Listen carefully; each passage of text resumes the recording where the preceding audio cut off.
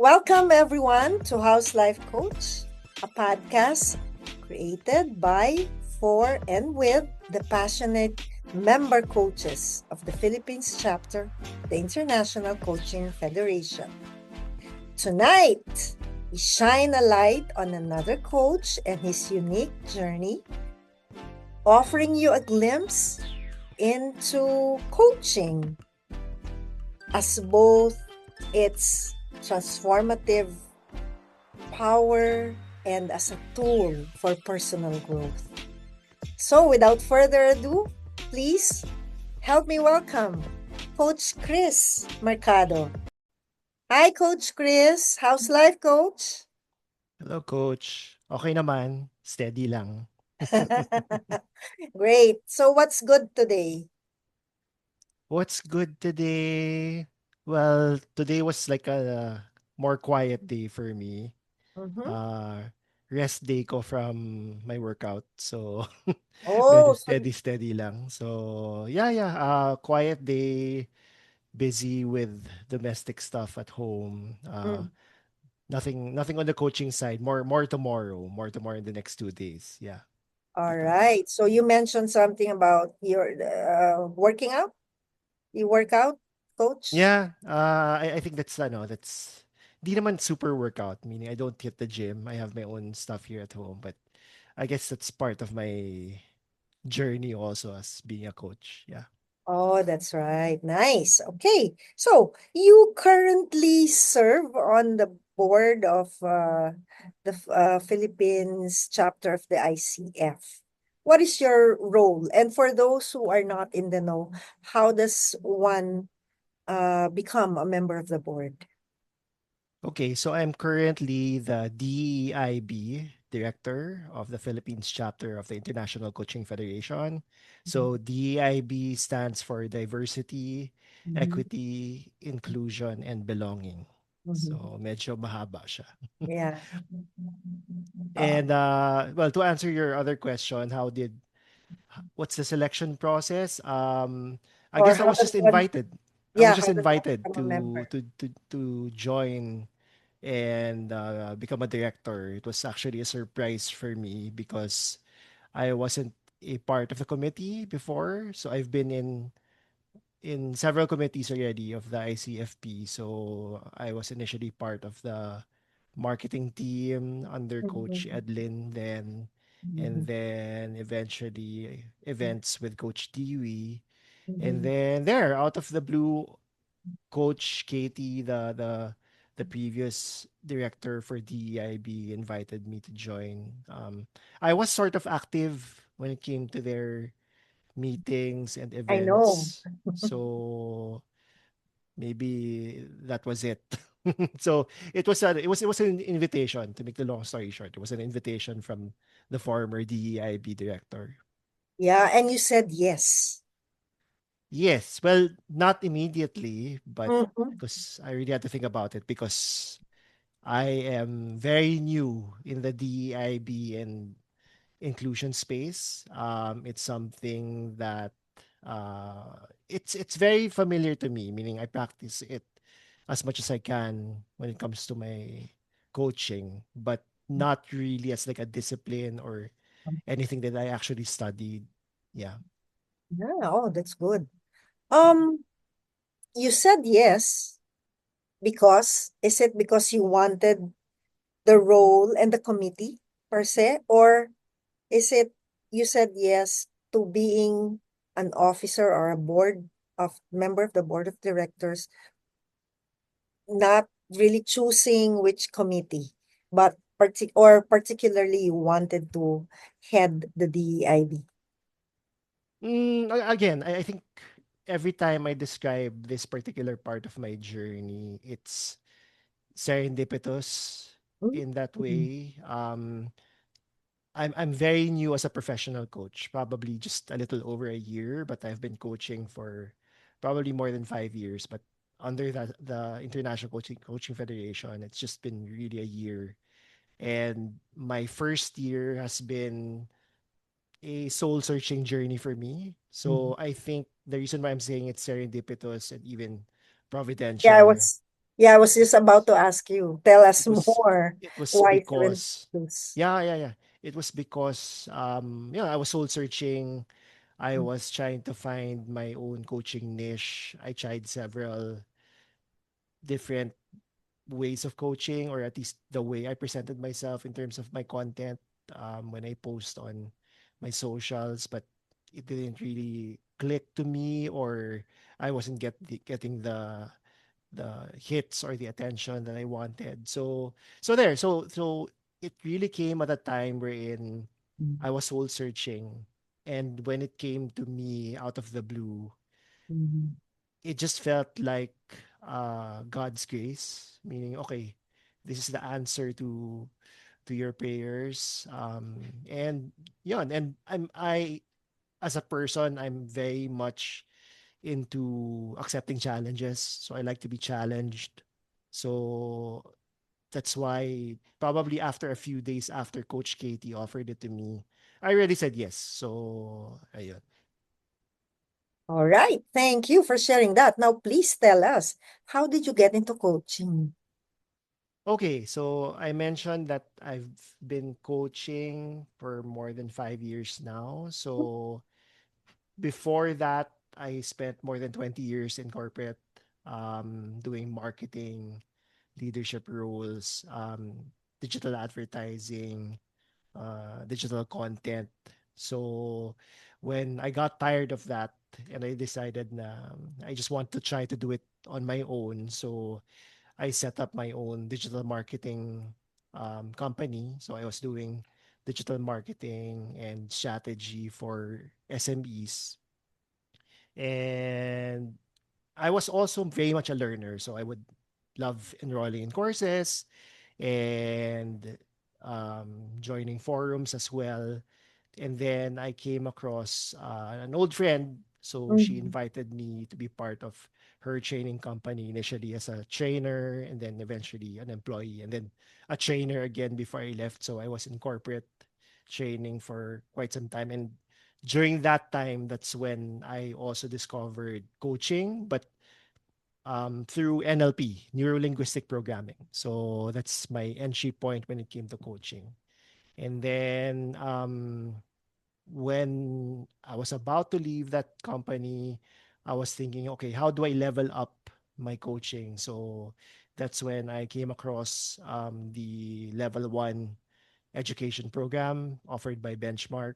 mhm, So that's how I started my professional coaching journey. So spent some time with Benchmark with level one, and then eventually joined the ICF as a formal member yeah, at the beginning of last year. So yeah, it's just been 1 year and 3 months since I was a member of the I see. ICF. Yeah. How are you enjoying it? It's good. And the reason why I really got into coaching and why I'm still into coaching is because of the transformative journey. Uh-huh. Coaching has been very instrumental in transforming me as a person. So Mm-hmm.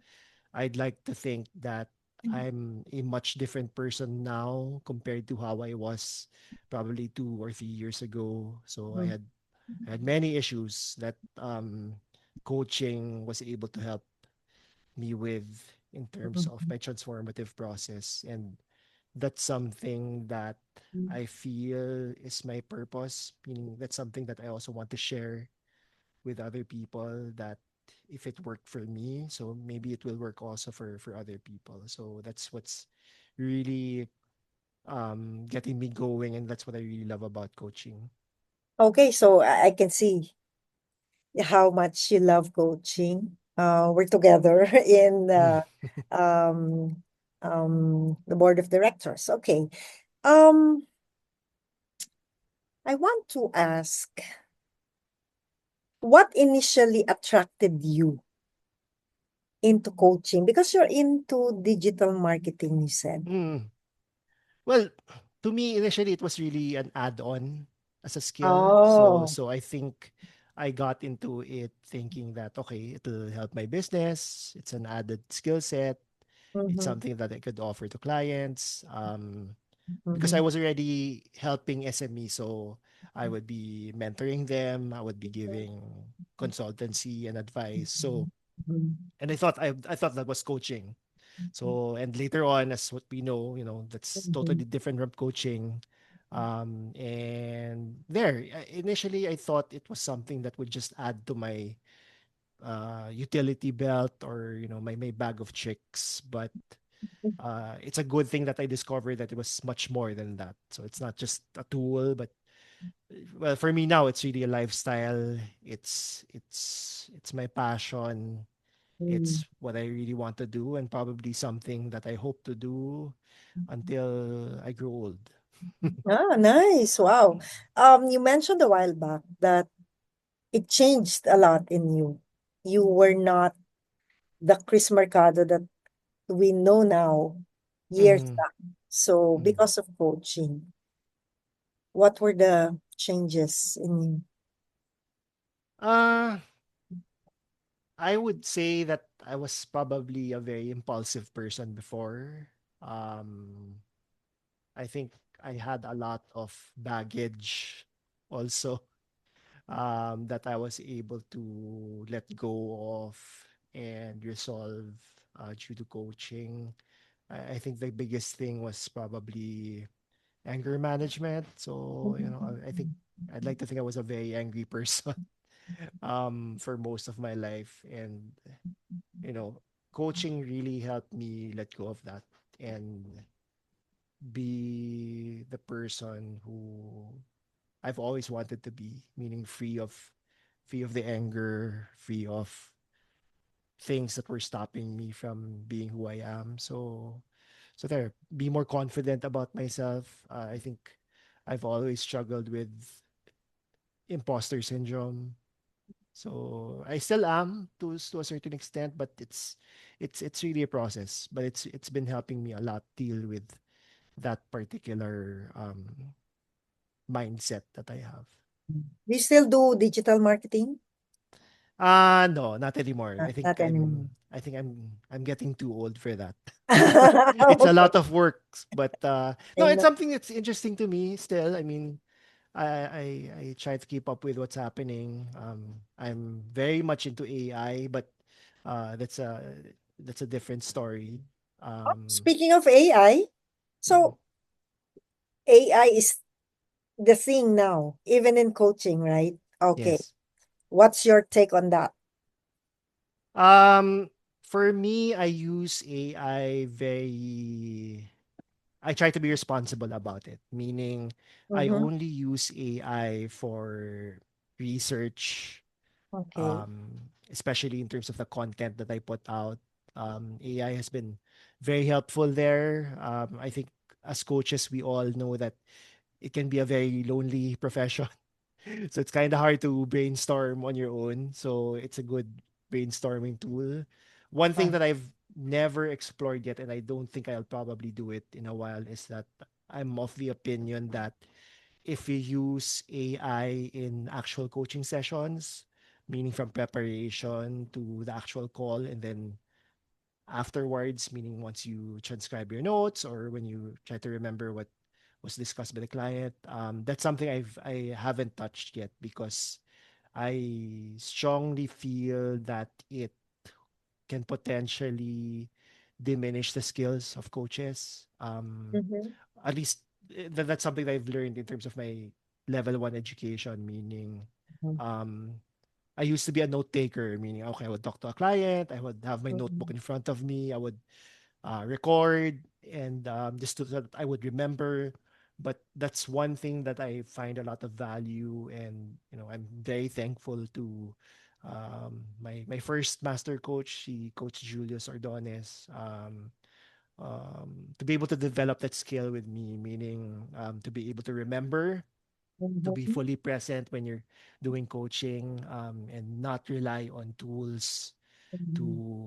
to enhance my coaching. So, but that's just me. I'm sure. I mean, there's nothing wrong about other coaches doing that, but I just feel that if I get into that, it will diminish my role, my skills as a coach.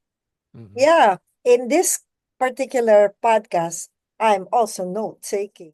I had to, I have a pen and okay. Mm, mm, mm. Um, Thank you. Thank you for that. Can you tell us more about, you mentioned something about coaching being a lonely profession. I want to go back to that. Can you tell us more about that? Why do you say it's a lonely profession? Um, I would say that because I am a full-time coach, Mm-hmm. meaning I'm not employed. Because I think several coaches that I've encountered, they work for a company and Mm, they do okay. coaching as part of their role, as part of the company. So I am not that. So meaning I try to get my clients on my own. All right. Although I do work with a coaching group right now, but I think given that it's not something that I do with a corporation or Mm, with a big group that I would regularly interact with. So I think that's why I would say it's a lonely profession. yeah. Yeah. I But resonate but with that. yeah. But I mean, no, it's been, I mean, it's been very helpful that I joined the Philippine chapter because I get to meet new people. I get to Mm, interact with more people. I'm by nature a very I'm an introvert by nature, but mhm, I do love the company of people, and I yeah. love meeting new people. So I think that makes it less lonely. Mm-hmm. Um, but I think when it comes to my own coaching niche, that's where it gets a bit lonely because that's exclusively to me. I Yeah. don't really get to talk to anybody, probably apart from my wife and my kids about it. But apart from that, I mean, that's why I also use AI a lot in that aspect. So it helps me think more clearly in terms of what I want to say. So yeah, so it's very important for full-time coaches to use the spread, the reach of social media Mhm. to be able to Yeah. tell people who they are as coaches Yep. and get the right audience whom they want to attract through their content. Mhm. Yeah. So you're saying at the moment you are a freelance coach. Yes. Yeah, all right. Yes. Because there are, well, some are internal coaches in Yes. big companies, and we are, same with me, in freelance coach, no? Freelance Mm. coaches. And yes, I resonate with the idea, with the thing about it could be lonely because you do everything, right? You can Mm. do the marketing yourself and, so that you can attract um coaches or your Coaches. clients. Now, um on the subject of attracting clients, how Mm. do you know that someone needs coaching? Mm. I think the clear indication there if they actually go up to you and ask, hey, can you coach me, or I'm interested in coaching. Mm, okay. um and well, it's a practice that I've picked up from other coaches also, that I usually get into a discovery call or Mm-hmm. a chemistry call with a potential client, just Yeah. because again, it's very important that you connect well with your Mm-hmm. coachee and the coachee connects well with you, just because Mm-hmm. it's really a partnership, meaning you put your trust on each other to be able to reach the goal that you agree Mm-hmm. on at the start of the sessions. So I think that's when I know that a client is ready for coaching. I think the mere reaching out and asking Okay. for that kind of service or help means that the person is ready, because I don't think they would be ready if they wouldn't or at least they would be interested, because Mm-hmm. the chemistry and this discovery call would also help Mm-hmm. me explain to them what's coaching, what it's not. Mm-hmm. Yeah. So yeah.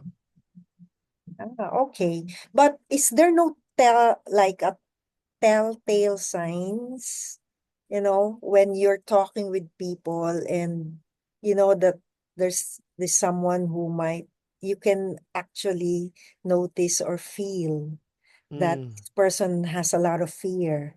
And then do you, um, get in and say, do you want to be coached or things? No, no, it's funny that you asked that kasi that was something that I tried during the early days. Oh, okay. How To was go it? through my own network. Yeah. Um, but I also found it a bit intrusive, Yeah. meaning Mhm. yeah, I would ask people, I mean, I would see how they are on social media, Mm. meaning they would Mm-mm. rant or vent a lot about a particular Yes. subject, then Yeah. or they would be going through a personal crisis or Yeah. loss. Mhm. And I did make attempts in terms of okay, but it's really what was really more of, instead of do you want to be coached, but it was really more of, if if you want to talk to somebody about it, I'm just Mm. here.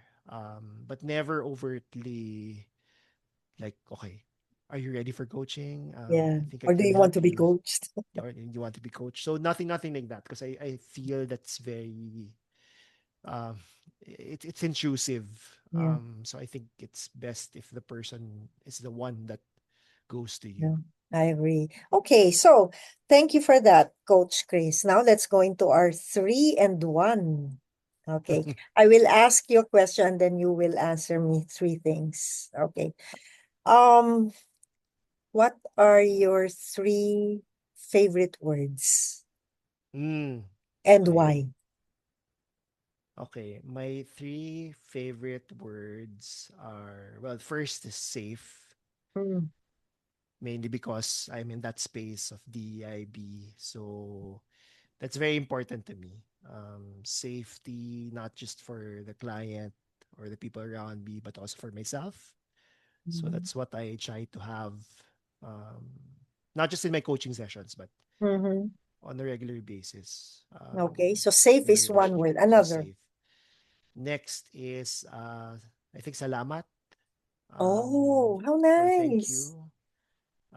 And that's something I use a lot now, especially with my niche, which is neuro-cultural leadership. So my first phase is really to go deep into the Filipino culture and see why we are the way we are, especially in Mm, the workplace. And then I connect that with applied neuroscience, how the brain works, and then apply it back to leadership. So I've always been very fascinated about culture. So that's why salamat really resonates to me, because it's Filipino, and at the same time, I am in a very gratitude type of mindset these days. So I'm very thankful. And then so you last have, word, yeah, safe, salamat, and your third word, uh, siguro umaga, morning. morning. What's with Uh, mornings? I think I've developed a habit that I do not miss to greet people good morning when I meet them. Mm-hmm. I think that is something that I feel has been lost over time. Meaning, when you meet somebody or when you see somebody across the hallway, okay, hi, hello. But I think we're missing out on how we used to greet people before. So meaning, good morning, or how's your day so far? Mm-hmm. So yun. And morning is, it's always something that I look forward to. Meaning, again, still within the theme of gratitude. Meaning, I'm grateful that I'm still able to wake up in the morning, and that starts off the day, and that's something to look forward to. Very powerful. Yeah. Brings hope, Mm, gives mm, you hope, right, right? right, You right. wake up in the morning and you just say, Mm, thank you, you're still alive. And we are all given another chance to make something different today. mm, No, right? right, I like, right. nice. Okay, so what's my one last question to you? Um, how has coaching changed you?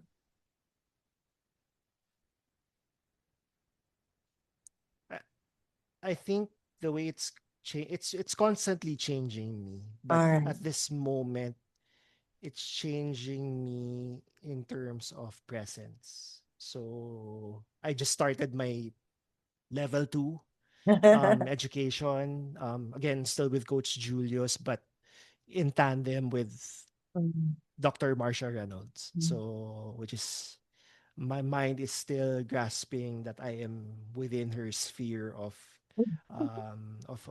grace and knowledge. So yeah. she's like one of the top coaches in the world, Yes. and it's really presence, meaning it's allowed me in the past few days to really slow down, Mm, um, and appreciate silence more. I think one thing that's majorly changed in me is because when I step into the car or when I go around, I usually have music playing. So what I've done in the past few days is to just not put anything. So just appreciate, the drive, notice what's happening around me, and not be distracted by the music. So there, I think that's where I am in terms of my coaching journey right now. It's appreciating what presence means and the power of silence. presence in the now. Yeah. Yeah. Powerful. Thank you, Coach Chris. So, where can your friends or anyone interested, where can they reach out to you? Okay. So if you want You to have again, socials. yeah, first of all, thank you very much for this opportunity, Coach Makay. Thank you to the Philippines chapter of the ICF. And yeah, so you can reach me. It's easy to remember. All of my socials are Chris Mercado Coaching. So that's just one word. So it's CH, not KRI or CRI. So it's CHRIS Mercado Coaching. And there, my email is also easy to remember. It's me, so me at chrismercadocoaching.com. So that's where you can reach me and we can have a conversation. Thank you. Thank you, Coach Chris, for this lovely interaction. Thank you. Thank you, Coach. All right. Thank you. Thank you, everyone, for joining us as we wrap up today's conversation with Coach Chris Mercado. We hope his story has inspired you to explore your own paths and possibilities. Stay tuned for more conversations in the coming weeks. Okay? So until next time, keep shining your light. I am your coach, host, Coach Makai Quadra, signing off with gratitude. Moving hearts with you. How's life, Coach?